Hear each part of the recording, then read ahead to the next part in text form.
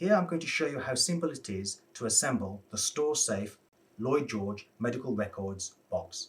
They arrive flat packed. If you take one flat packed sheet, place it on its back. We start first with the sides.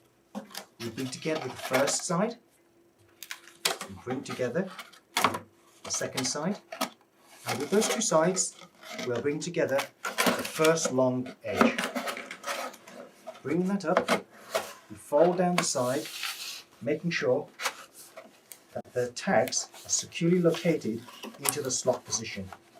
We do again the same thing with this long side, bringing it up, bringing it across, closing it across,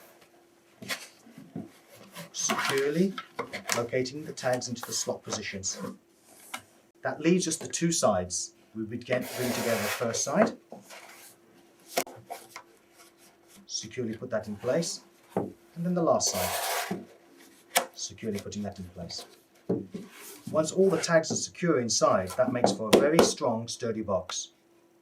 On the front face is a blank section.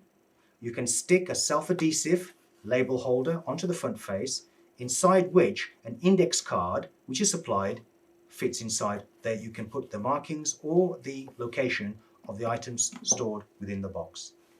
There you have the completed tray box.